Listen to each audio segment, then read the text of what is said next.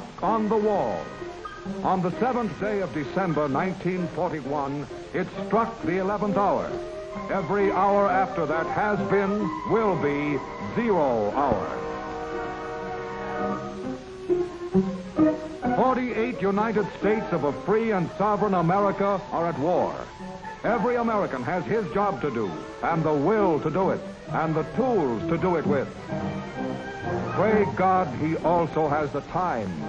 Time, the most vital natural resource of a country at war. Every tick of the clock is time won or lost.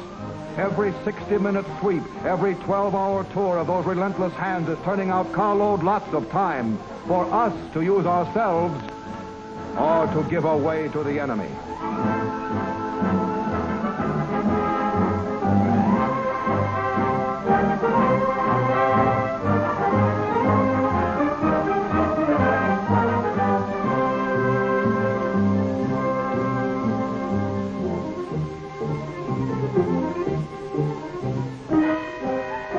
All the scientific devices of chronology are machines manufacturing time. The tool that in our hands means victory. And our hands must be as relentless as the hands of our clocks. They cannot afford to be less.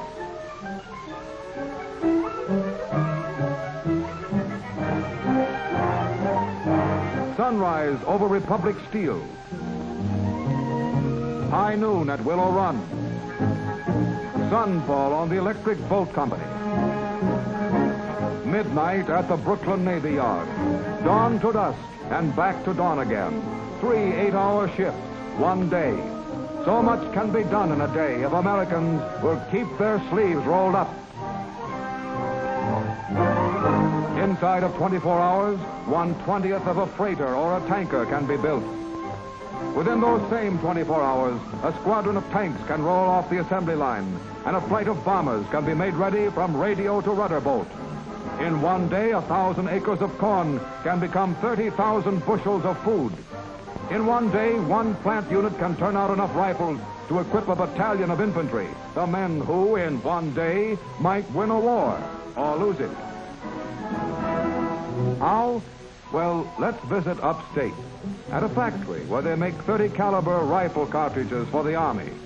Let's visit Jean, one of the girls who inspects these cartridges before they're shipped. She's a good kid, loves her country, and a guy named Joe. He gave her that pin she's wearing before he went to Australia.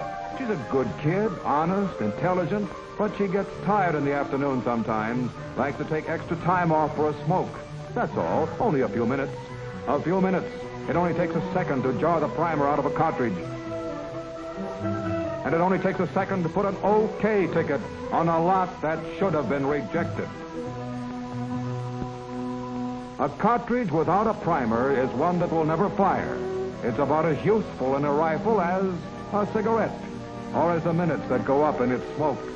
One bad cartridge, one chance in a million to get by undetected. 1 second in 60.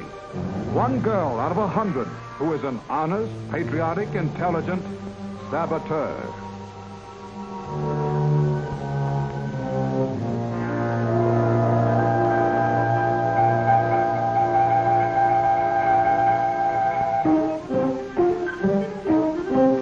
Yes, Jean is intelligent. Intelligent enough to know that one of these bullets in good condition can travel 3 miles. But she doesn't know that a defective one can go halfway around the world. Somewhere in the Pacific, somewhere between the Devil and the Dutch East Indies, is an American scouting patrol.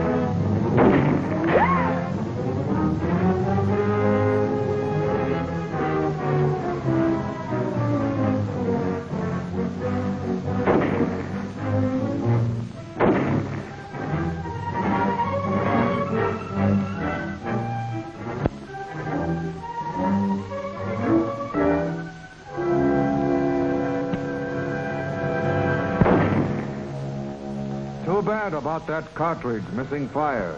It should have been rejected. It would have been, too, if a girl named Jean hadn't taken time out to smoke. Now meet J.G., general manager of a large wholesale food house. Makes $12,000 a year. Worn a white collar all his life. That is, except for the cocky one he wore in 1918. Tried to get in this scrap after Pearl Harbor, but they said his son could handle the fighting orders, and he could go on taking food orders. Like this. 50 cases of 14A1. That's code for lifeboat provisions. Notify Martin. That means ship on Monday. Too old to fight, but not too old to work yourself silly trying to get out orders and priorities on time. Time? Holy mackerel. It's 2:30. I'll have to rush like old Harry to make it. Better tell Mabel where I'll be. Oh, no. Why bother? It's Saturday. That lifeboat stuff doesn't go out till Monday. Nothing can come up over the weekend. Besides, I've got an important engagement with a couple of guys. Important engagement with a couple of guys. A couple of guys on the home team. Well, they are leading the league, and it's his first Saturday off in 4 months. And there's nothing that can't wait 9 innings. Nothing, that is, except time and tide and convoys. A change in sailing orders and an urgent wire in code. Lifeboat supplies to be shipped at once. Shipped by a man who is busy coaching at first base. Unfortunately, a convoy can't wait for the last inning. A convoy waits for the tide, and the tide waits for no man. Standing beside a lifeboat, only partly provisioned, 6 American flyers sail for Ireland in convoy on a freighter that falls behind its escort. It's an old story.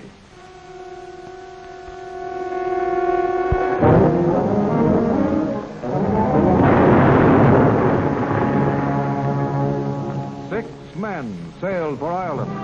2 of them got there. 1 of them out of his mind. The other one dead. 25 days in a boat provisioned for 10 days. The tide rolls in, J.G., and the clock ticks on. And neither one, in peace or war, will wait for 9 innings.